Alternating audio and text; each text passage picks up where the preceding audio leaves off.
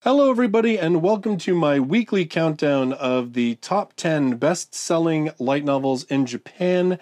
This week, covering September 25th to October 1st of 2017.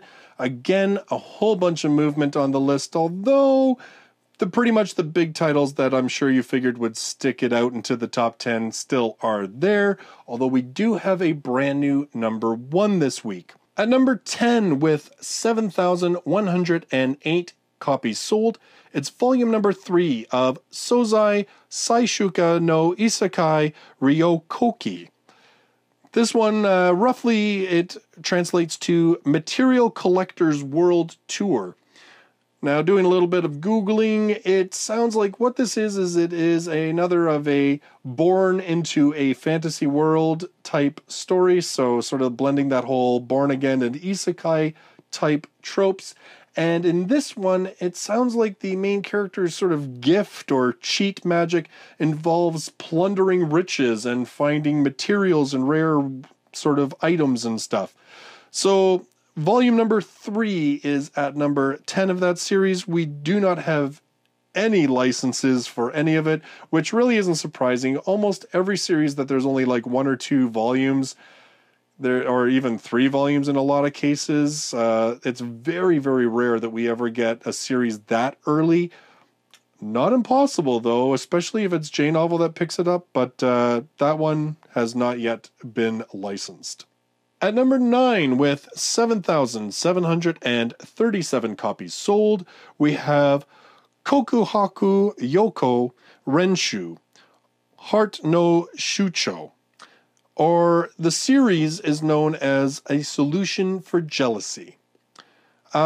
This one, again, it seems like it's more of an anthology-type series. It appears to be a series that's based on the lyrics by the musical group Honeyworks, which is a Vocaloid group, or at least it started off that way. It sounds like they've done some work with actual vocalists as well.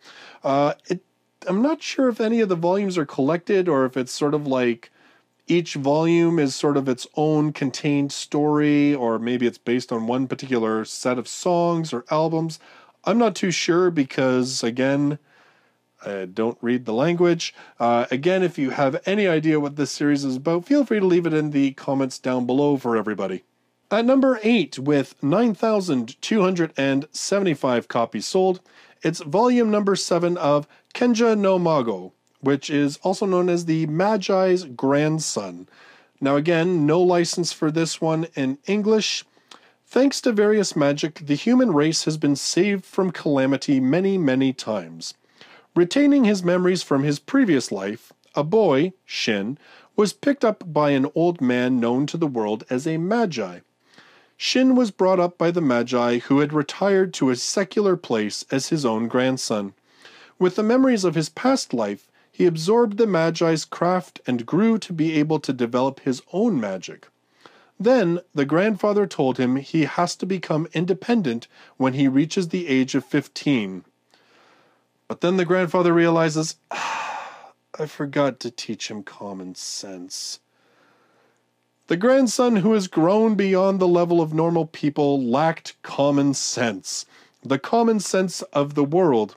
So to learn how to socialize, he goes to Earlshide Kingdom City to be admitted to Earlshide Advanced Magic Academy. Sounds like a big mishmash of stuff to me. It's like an isekai, a born again, magic school, whole bunch of stuff going on there, but apparently fairly popular.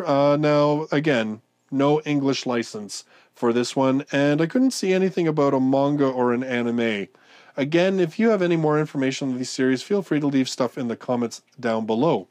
At number 7, with 10,026 copies sold, it's volume number 3 of Toaru Ossan no VRMMO Katsudouki, also known as A Certain Middle-Aged Man's VRMMO Activity Log. There is a light novel and a manga based on this series. We don't have licenses for either at this point. 38-year-old Tanaka Daiichi's childhood dream of playing a VR MMO has finally come to life. As he creates his character, he he decides to choose skills that are considered useless by others, since he has no interest in playing like a main character.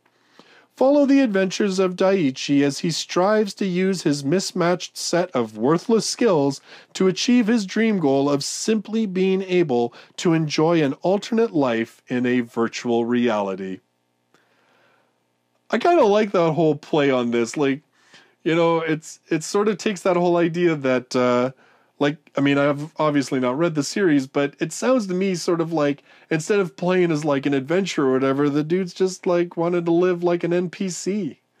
I think that's kind of cool. Like, I can't imagine there's a lot of series that take that view on the whole VRMMO experience. At number 6, taking a bit of a tumble from the last couple of weeks, we have Volume 20 of Sword Art Online.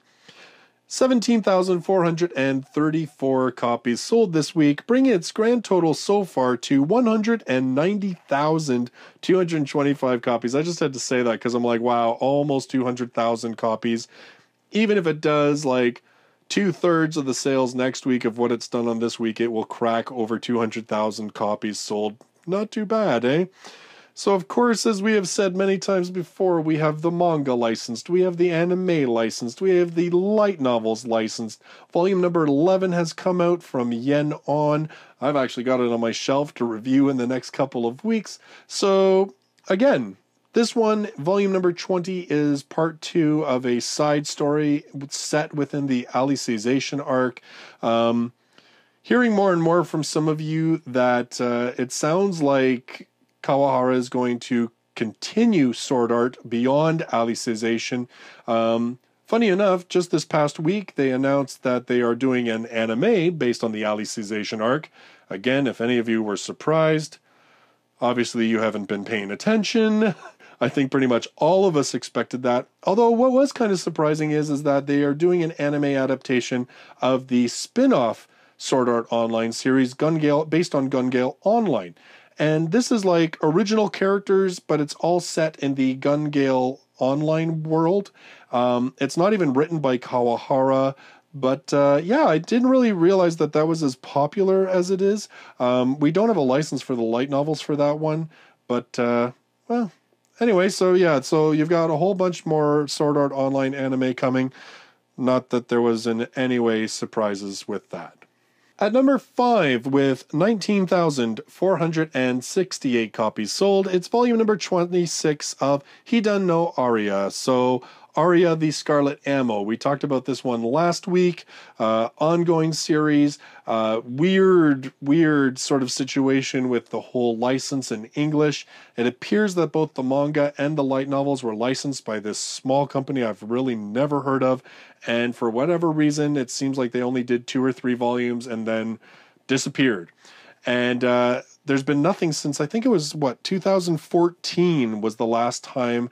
That was when volume number 2 was released. So obviously it's been a couple of years. I don't know if the license has lapsed since then or if it's just hanging in limbo. I assume this company, since they're still selling volumes 1 and 2, they must still hold the rights.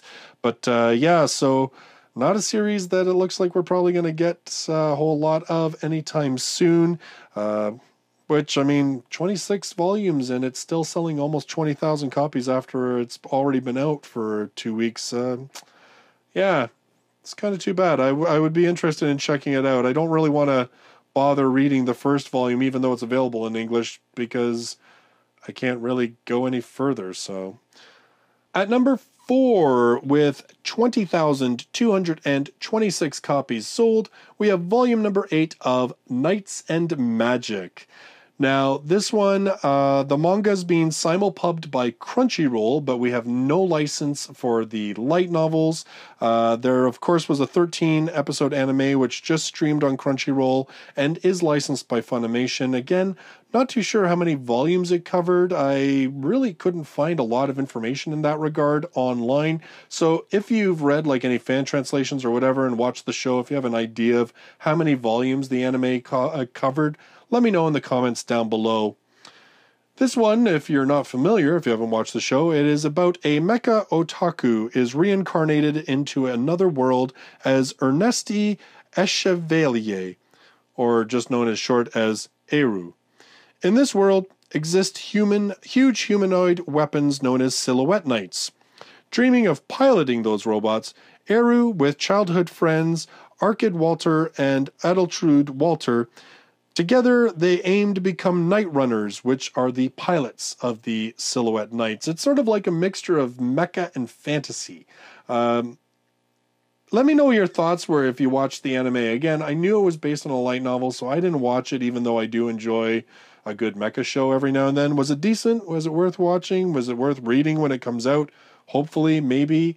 I don't know if we'll get the license or not. Seems like kind of a primed one for us to get, though. But we'll see. At number 3, with 28,341 copies sold, it's volume number 14 of ReZero. Of course, we talked about this last week, and, I've been reviewing what we have in English so far. Volume number 5 of ReZero is being released by Yenon this month. So we have, like I said, so volumes 1 through 5 are already available in English, while volume 5 is coming. We do have the anime, which covered up to, I believe, volume number 8. It is still available on Crunchyroll. So yeah, so this is a series that we do have available that we can get into. We're just about 9 volumes behind. At number 2, with 35,645 copies sold, it's volume number 12 of My Youth Romantic Comedy Is Wrong As I Expected.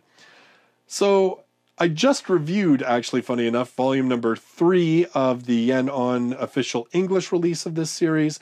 I've talked to a couple of you in the comments on that video. Some of you saying that, like, the series becomes even better after volume, I think you said 4, which has me pretty excited because I really like the series to date. There also has been articles sort of circulating online that volumes number 13 and 14 will be released simultaneously and will end the series.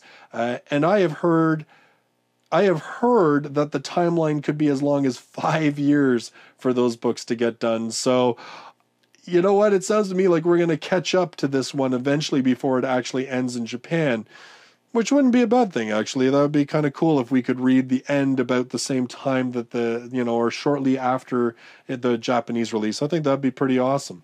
Finally, at number 1 with 98,550 copies sold. And funny enough, one of you called this on last week's video. It's volume number 12 of Overlord. This one, of course, the series about a man playing a VRMMO as a monstrous character who gets transported to another world as that monstrous character and decides that he and his evil NPCs are basically going to do what they can to survive in this world. It's a really good series. I've read the first 4 volumes, reviewed all of them. I actually have volume number 5 on my shelf to be read in the next... Well, I guess it just depends on how long I think I can hold out. I think I'll probably be reading it in the next week and a half.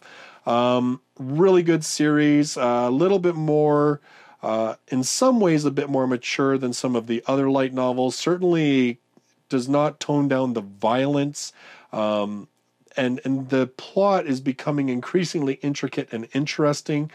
It's a really cool series. It's one of the few that, in terms of the whole like video game world and living in a world like the video game you used to play, it's so different because of the whole main character being this sort of anti-hero, and not just anti-hero because he's a bit of a jerk, but like riding that real gray line between good and evil.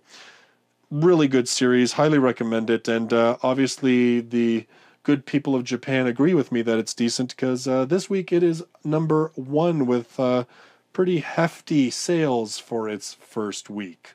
So those are the top 10 best-selling light novels in Japan for the week of September 25th to October 1st of 2017. It'd be interesting to see what happens next week. I'm going to say that Overlord will definitely hang in the top 3. It wouldn't surprise me if, I don't know what's releasing this week, but it wouldn't surprise me if Overlord is either 1 or 2, and then it wouldn't surprise me if My Youth Romantic Comedy hangs in there at number 3, and maybe we'll get a new number 1 or number 2.